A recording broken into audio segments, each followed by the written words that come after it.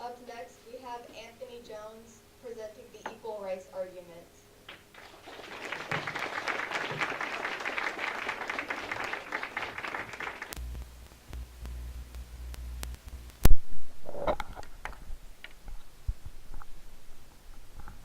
Something that I've developed a passion for in recent years is defending the right to life of all human beings, from conception to natural death.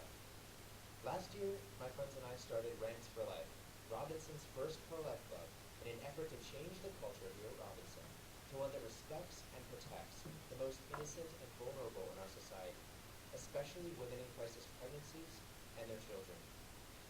Over the past year, Rams for Life has held diaper drives for women in crisis pregnancies, made baby baskets for pregnant teachers here at Robinson, hosted guest speakers, and met weekly to discuss different aspects of the pro-life position.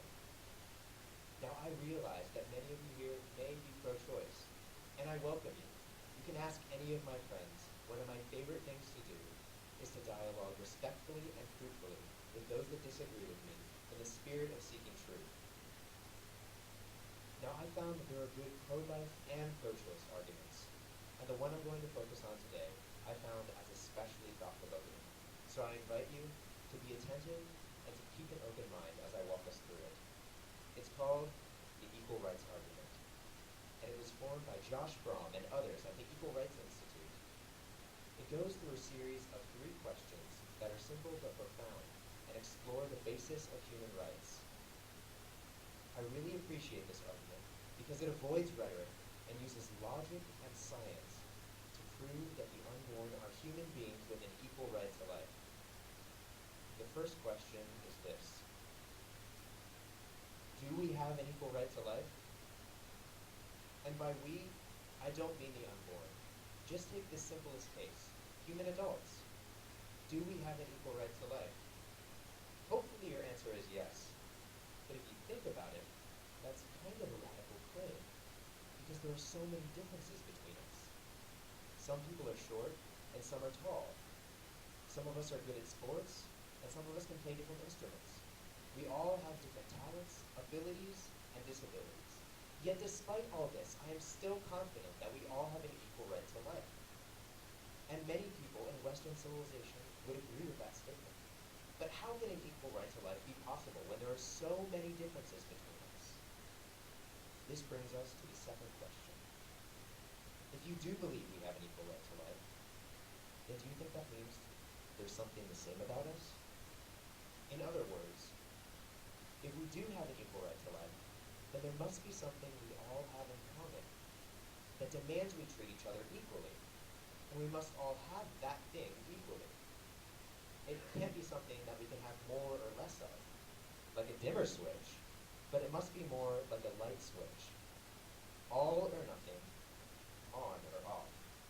I'll give you an example. What if we said that intelligence is the basis of the right to life? It wouldn't work, because not everyone is equally intelligent, and that's okay. We think on different levels and in different ways.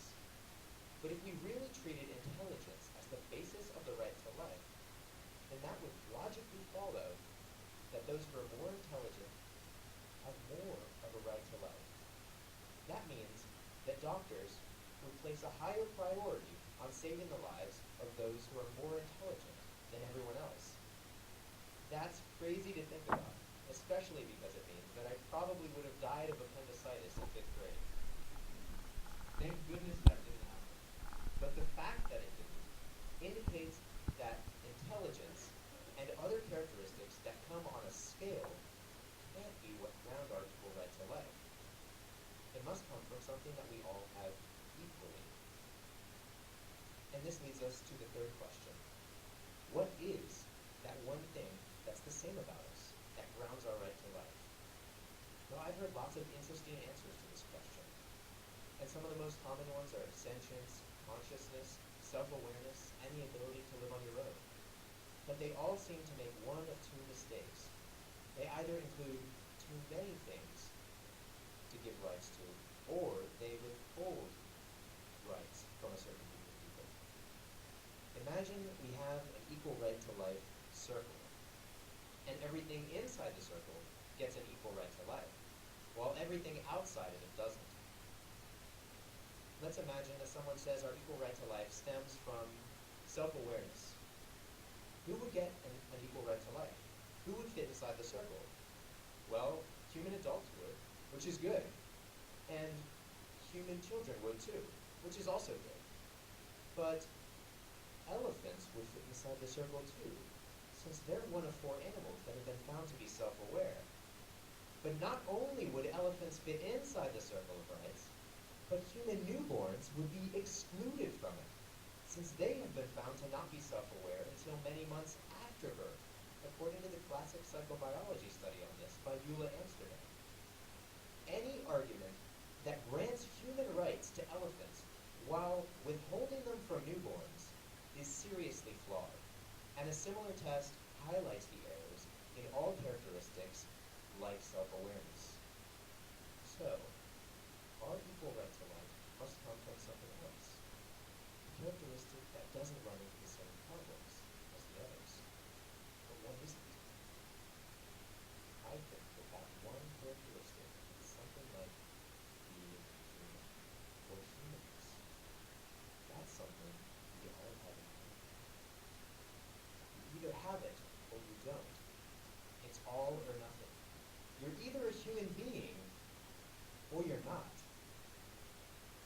But from that, it logically follows that if humanity is what grounds our equal right to life, then if the unborn are human beings as well, then they too have a claim to that right.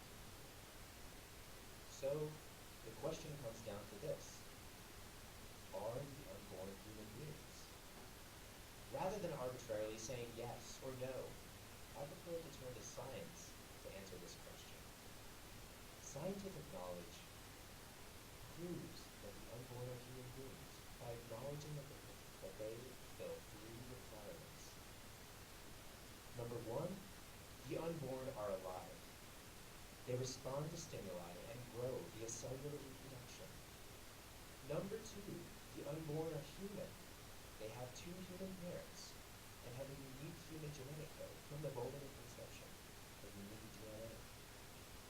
And number 3, the unborn are whole organisms. They are comprised of several parts that function together to sustain the whole being, rather than being a mere unconnected clump of cells. But don't take my word for it.